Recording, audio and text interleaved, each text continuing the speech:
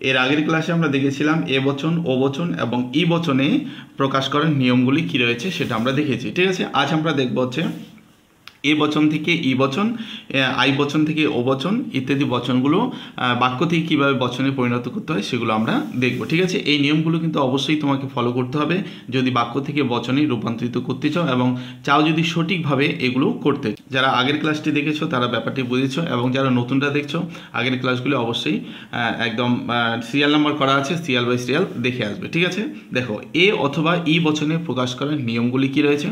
যদি কোনো বাক্যে যদি কোনো তবে এই সব শব্দগুলি থাকে, যদি কোনো তবে নির্দিষ্ট কোনো নাম থাকবে, যেমন রাম, শ্যাম, যদু, মধু, কলকাতা, তাজমহল ইত্যাদি বিশিষ্ট যদি নামগুলো থাকে, তাহলে আমি, তুমি, সে, নির্দিষ্ট কোনো ব্যক্তি বা বস্তু যদি থাকে, তাহলে প্রভৃতি শব্দগুলি থাকলে তাহলে আমরা বুঝবো যে ওই বচনটি এ বচন হবে। ঠিক আছে, বা ওই বাক্যটি এ বচনে আমাকে পরিণত করতে হবে।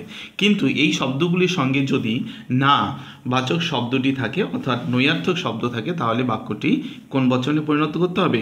ই বচনে পরিণত করতে হবে। ঠিক আছে, তাহলে ভালো করে মনে রাখবে যে এ বচন, এর আগের দিনও আমরা এ বচন দেখেছিলাম যে এ বচনে কতগুলো শব্দ রয়েছে। বাক্যে যদি সেই শব্দগুলো থাকে তাহলে আমরা এ বচনে পরিণত করব। বিশিষ্ট কোনো নাম, এটা মনে রাখবে। এই বিষয়টা অনেক কনফিউশনে ফেলে দেয় স্টুডেন্টদের। আমি বিগত সময়ে দেখেছি যে নাম থাকলে আমরা কোন বচনে পরিণত করব, তাই না? তো ইত্যাদি। তারপরে দেখো একটা এক্সাম্পল দিয়ে ব্যাপারটা আমি বোঝাচ্ছি। এবং এই শব্দগুলির সাথে যদি না থাকে বা নৈয়ার্থক কোনো শব্দ থাকে তাহলে আমরা বুঝবো সেটা ই বচনে পরিণত করতে হবে। ঠিক আছে, আমরা দুটো এক্সাম্পল সহকারে ব্যাপারটা বুঝবো। যেমন রবীন্দ্রনাথ কবি, রবীন্দ্রনাথ একজন নাম, তাহলে এটা কোন বচন হবে? এ বচন হবে, তাই না? একটাই রয়েছে রবীন্দ্রনাথ, এই পৃথিবীতে বিশিষ্ট নাম বলছে, তাই না? যে বিশিষ্ট কোনো নাম যদি বোঝায় বা কাউকে নির্দেশ করে যদি বোঝায় তাহলে আমরা বুঝবো যে সেটা এ বচনে পরিণত করতে হবে। তাহলে আমরা এই বাক্যটাকে বচনে পরিণতি কীভাবে করবো? এ লিখব, কারণ এ বচন হবে রবীন্দ্রনাথ হয় কবি। ঠিক আছে, এখানে অনেকে প্রশ্ন করতে পারো যে সকল কথাটা কেন হলো না? এ বচনের ক্ষেত্রে হচ্ছে সকল হয়, তাই না? কিন্তু নিয়ম যে যা বলছে যে বিশিষ্ট নাম যদি কোনো বোঝায় সেক্ষেত্রে আমরা এ বচনে পরিণত করব। ওকে, ব্যাপারটা বোঝা গেছে। তারপরে দেখবো হচ্ছে আরেকটি উদাহরণ, 2 নম্বর উদাহরণটা দেখব। যখন রাম শিক্ষিত নয়, দেখো এখানেও রাম আছে, একজন কাউকে একটা নির্দেশ করে বলা হয়েছে রামকে নির্দেশ করবে, কিন্তু এর সাথে বলছে সে শিক্ষিত নয়। তাহলে আমরা কি দেখলাম যে বিশিষ্ট কোনো নাম, আমি, তুমি, সে বা হচ্ছে যদি, তবে, যদি কোনো তবে এইসব শব্দগুলি যদি থাকে তাহলে এ বচন হবে। এর সঙ্গে যদি নাবাচক কোনো শব্দ থাকে তাহলে সেটা কি বচন হবে? ই বচন হবে। ওকে, ব্যাপারটা ক্লিয়ার? তাহলে এটাকে আমরা করবো হচ্ছে রাম নয় শিক্ষিত ব্যক্তি। এই ক্ষেত্রে কিন্তু কোনো অথবা সকল কিন্তু হচ্ছে না। ঠিক আছে, বিষয়গুলোকে লক্ষ্য করবে। ধীরে ধীরে ব্যবহারগুলি তোমরা ক্লিয়ার হবে যত প্র্যাকটিস করবে। ঠিক আছে, তোমাদের যদি প্র্যাকটিস বই থাকে অবশ্যই প্র্যাকটিস। আমি যদিও প্র্যাকটিস করাবো তোমাদের এই বিষয়গুলো আগে বুঝিয়ে নেই, বুঝিয়ে তারপরে বাক্য কতগুলো আমি নিয়ে আসবো তোমাদের সামনে, যেগুলো ইম্পর্টেন্ট রয়েছে পরীক্ষায় বারবার আসে।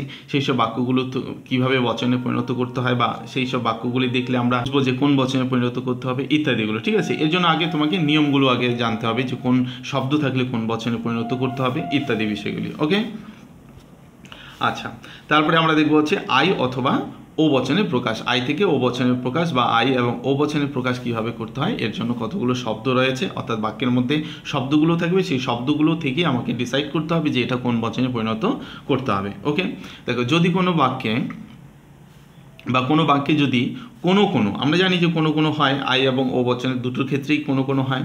কোনো কোনো, কতিপয়, কিছু কিছু, শুধু কিছু, আর হচ্ছে কি অনেক, প্রায়, অধিকাংশ, সাধারণত, প্রায় সব, কম, বেশি, অল্প, শতকরা, বেশিরভাগ, মাঝে মাঝে, সচরাচর, ঠিক আছে, মুষ্টিমেয়, কখনো কখনো, কোথাও কোথাও, অন্তত একটি, 1 2 3 4 5 6 7 ইত্যাদি প্রভৃতির সংখ্যাগুলো থাকে বা শব্দ থাকলে আমরা সেটাই কোন বচনে পরিণত করব?